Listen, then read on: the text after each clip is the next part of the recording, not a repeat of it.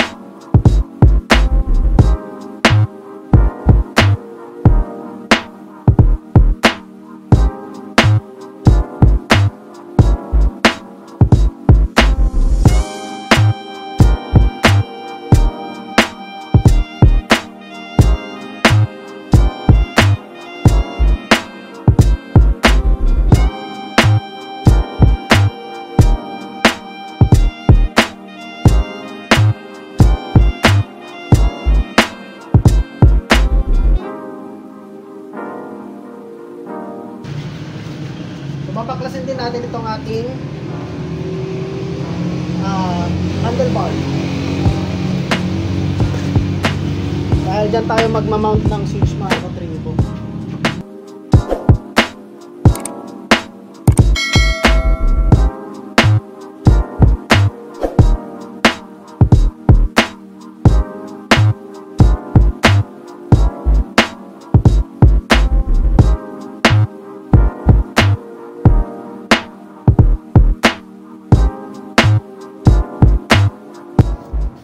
Linisin na lang natin ito mamaya mga katribo. Itatawin ko eh.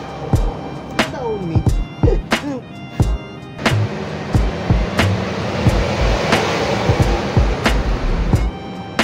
Alright, so may access na tayo dito sa harapan mga katribo. Doon naman tayo sa side.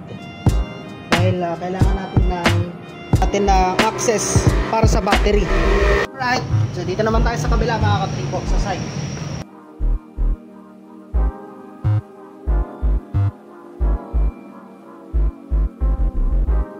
Kailangan nating padaan yung wire mula dito papasok dito.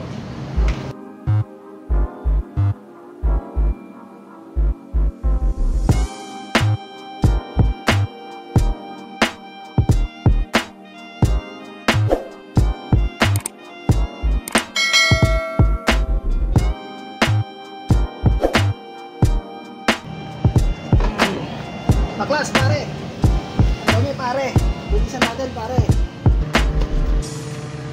Grabe pare. Madali pare.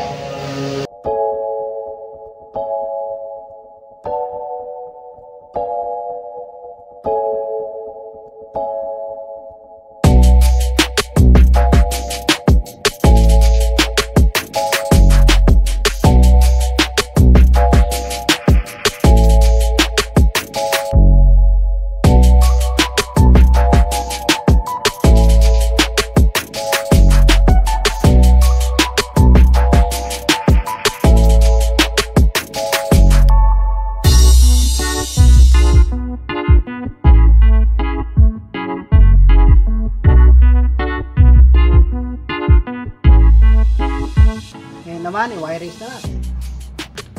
Magsisimula tayo sa pinaka-basic mga katribo. Alright mga katribo, so dito may mga wirings na to. So isang relay lang yung ginamit natin dito mga katribo. So i-re-wirings ko lang ito na naka-angkop dito sa NMAX syempre. So may mga modifications tayong kailangan gawin sa wirings. So ito na, ito yung nakakabit sa ating accessory wire doon sa switch. Tapos ito yung ating balas mga katribo. Ayan, balas. Alright mga katribo, so naayos na natin yung ating wirings. So eto mga katribo, papunta dito sa black and blue sa accessory wire natin. Andito yung switch natin, domino switch, 3-way switch. Tapos andito na yung relay, tsaka yung ibang wirings natin. Na-set up na rin natin yung ating ilaw. So na-fix na rin natin siya dyan. Pag-using ko na lang ulit mamaya. Andito na yung papunta sa ballast. Tapos dito, andito na yung sa ating battery, sa positive. Ito pupunta dito. Tapos yung negative naman sa kabila. So make sure nyo lang mga katribo na kapag magkakabit kayo ng mini driving light ay may fuse kayo. Fuse! Para iwas damage sa wirings ko lang. So ito, i-wirings ko lang itong mga katribo, then subukan natin kung gagana. Let's go! Unahin natin dito sa accessory wire. So dito, kailangan mo lang ay tap siya dito sa black and blue.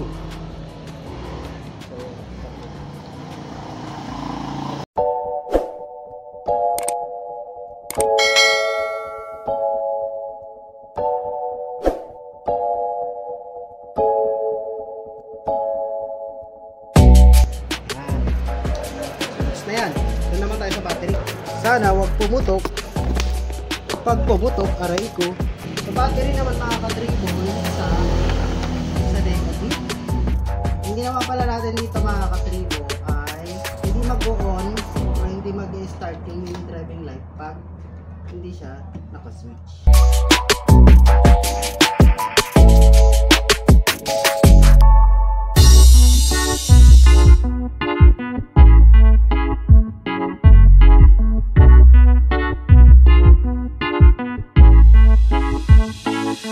Alright mga katribo, so oras na para ayusin na natin yung mga wirings. Tapan ang kailangang tapan para hindi magkaroon ng short circuit. Iayos ang mga dapat iayos. At ayun, para matapos na tayo.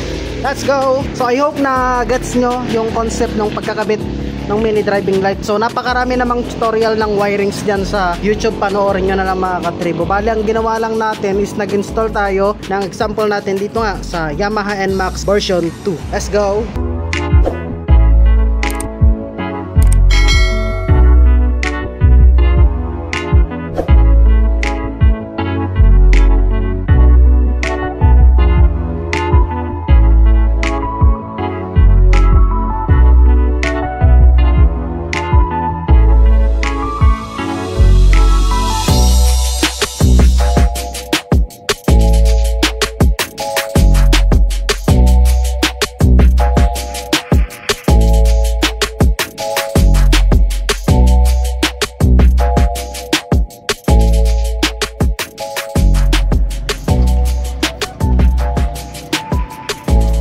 Alright mga katribo, so pagkatapos nga nating may lagay na, may ayos na yung mga wirings nitong ating NMAX 155. So ngayon, susubukan naman natin kung gumagana yung ating wirings sa kanya. So yung wirings din mga katribo, galing dun sa isang motor natin, tapos nilipat lang natin dito.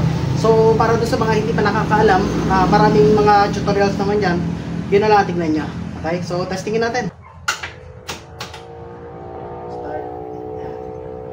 High, low.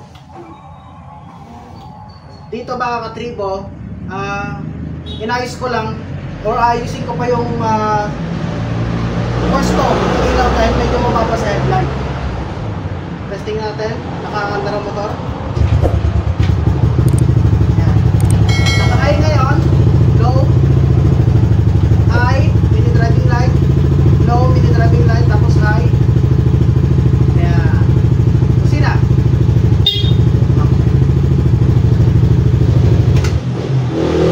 Alright. Tapos boy, magkapong ko itong ginawa mga katribo. So yan, kung nakatulong tong video na ito mga katribo, so like, share, subscribe.